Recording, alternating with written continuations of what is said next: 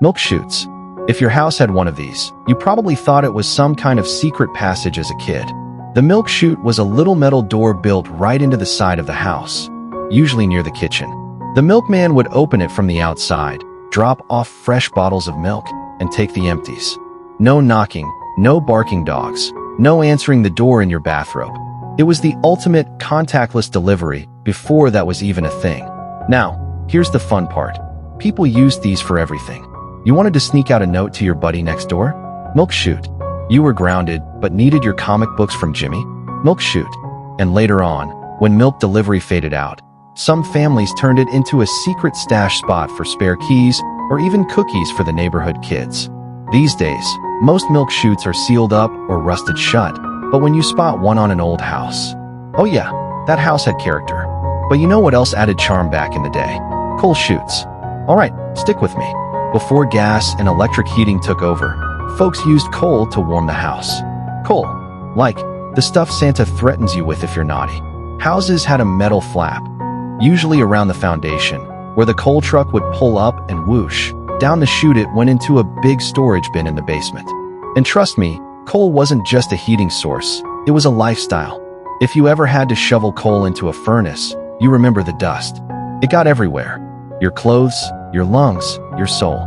Some of us still remember that gritty smell, the way it clung to the air during winter.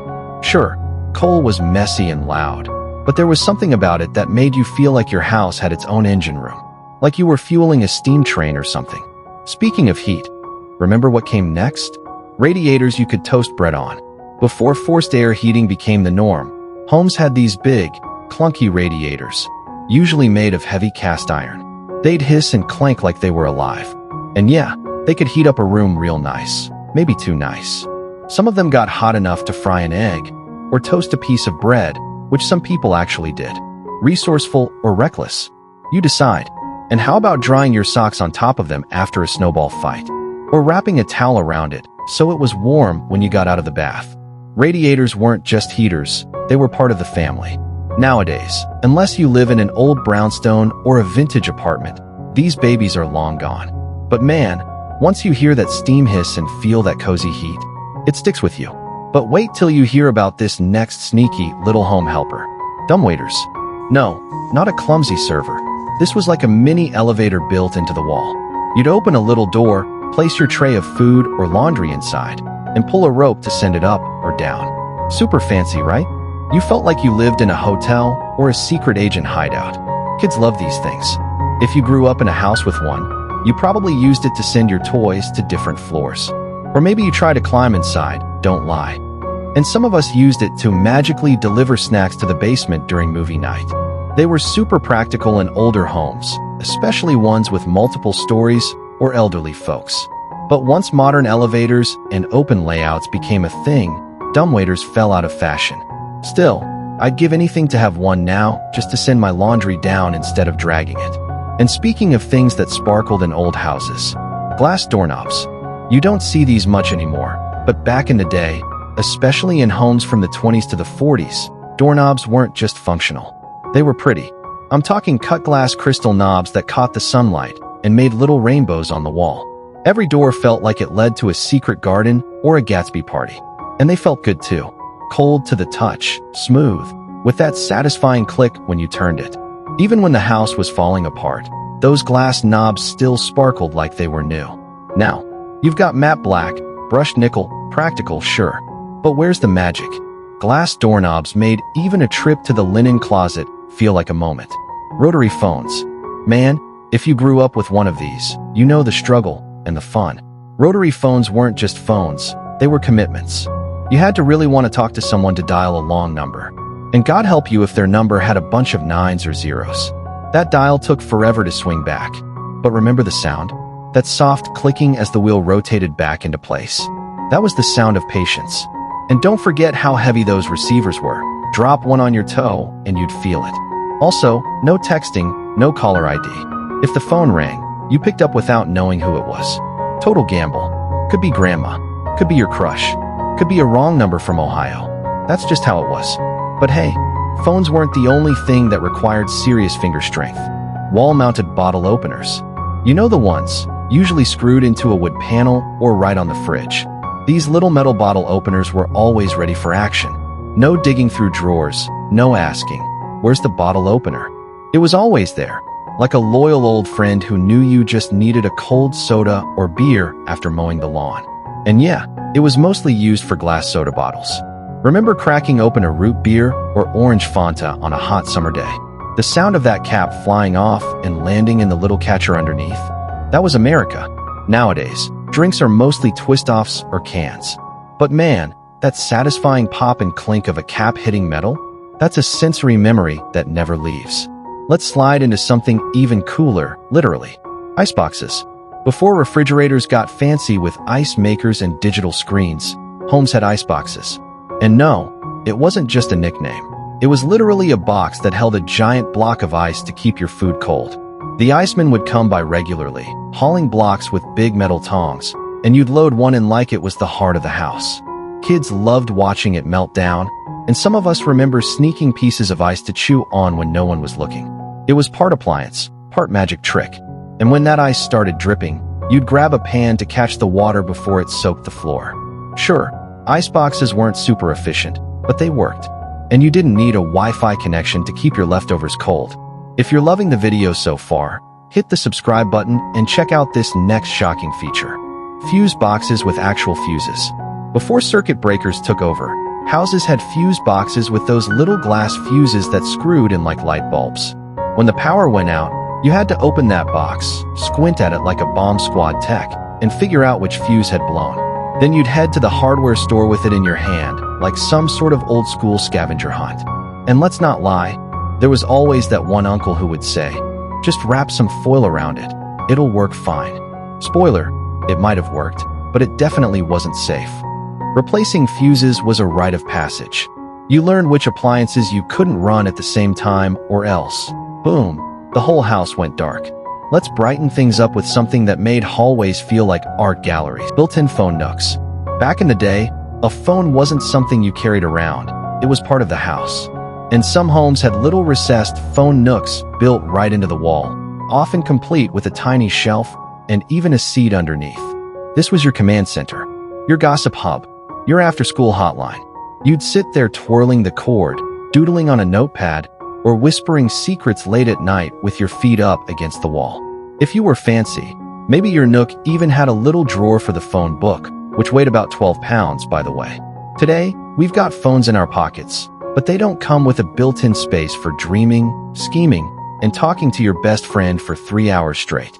Ready to go from techie to toasty? Incinerators in the backyard. Yeah, actual fire pits made for burning your household trash. Back before citywide garbage pickup became the norm, many homes had a little brick incinerator out back. You'd toss in old newspapers, food scraps, maybe even a broken toy or two, and poof, gone in a cloud of smoke. It was normal. It was smoky, and it was kind of fun in a weird way. You felt like you were sending stuff off into another dimension. Of course, once folks realized burning trash wasn't exactly good for the planet or the neighbors, incinerators started disappearing fast. But man, those ashes told stories. Now let's head inside to a place where charm lived and meals were made. Breakfast nooks. There was nothing cozier than a breakfast nook.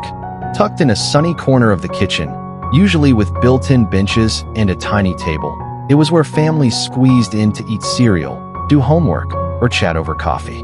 It was small, warm, and full of crumbs, but it felt like home.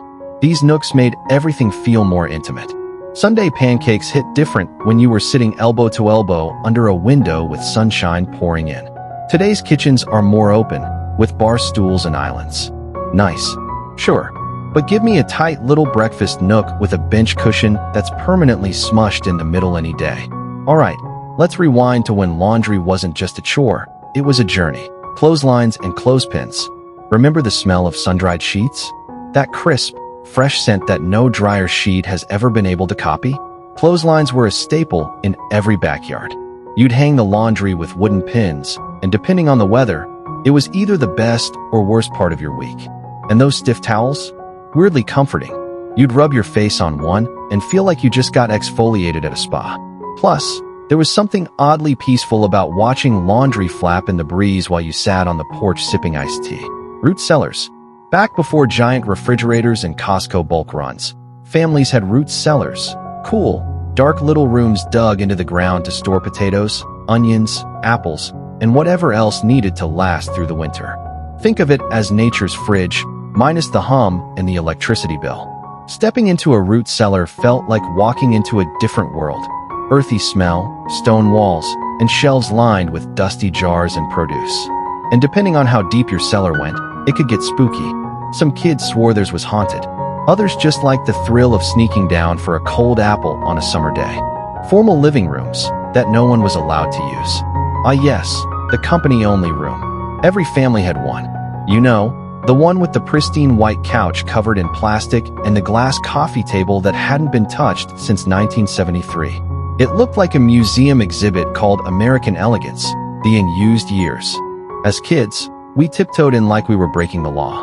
You never sat in there unless it was Christmas, someone died, or Great Aunt Louise came over. And even then, you felt like you were doing something dangerous. Intercom systems in the walls. Remember pressing that button on the wall to say, "Dinner's ready," like you were working a CIA safe house? Built-in intercoms were the future in the 60s and 70s. You didn't yell upstairs. You paged your brother like a boss. Some were just audio, but the really fancy homes had radio options, too. You'd crank up the volume and dance around the kitchen to whatever was playing. No Bluetooth needed. Today, we've got smartphones and smart speakers. Cool, sure. But those old intercoms gave every house a little James Bond energy. And when they actually worked, man, that was peak suburban tech. Now let's head up, way up. Attic fans, aka nature's air conditioner. Before central air was everywhere, we had attic fans. Giant metal beasts installed in the ceiling that would suck the hot air right out of your house, like a vacuum. You'd crack a window, turn that bad boy on, and suddenly a sweet breeze would roll through the house like a mini tornado. That hump sound was oddly comforting. And hey, it actually worked. It cooled the whole place down without touching the thermostat. Sure, they were loud and kind of intense, but on a sticky summer night, that fan was a game changer. Let's drop back down and head to the heart of the home. Built-in china cabinets. These weren't just cabinets, they were shrines. Built right into the dining room wall, they held grandma's finest china, that one crystal punch bowl no one ever used, and sometimes your weird cousin's clay handprint from second grade. You didn't just open these things. You presented them, slowly, carefully, like they held the crown jewels. And let's be honest, half of us were secretly waiting for the day we'd inherit that one weird gravy boat shaped like a goose. These days, open shelving is in, and most people don't even own the good dishes. But those old cabinets? They held generations of family pride, and at least 3 dust bunnies that became legends, conversation pits. Now this was peak 70s home design. A sunken part of the living room with built-in seating where people would gather to hang out, sip cocktails, and talk about whatever people talked about in avocado-colored rooms. They were vibey, they were stylish, and let's be honest, they made you feel like you lived in a James Bond movie. Kids used them as launch pads or forts. Adults lounged with fondue forks in hand. And if you tripped into one, well, that was just part of the charm. Now, most people just want flat floors and open concepts. But conversation pits? Man, they were like a living room within a living room.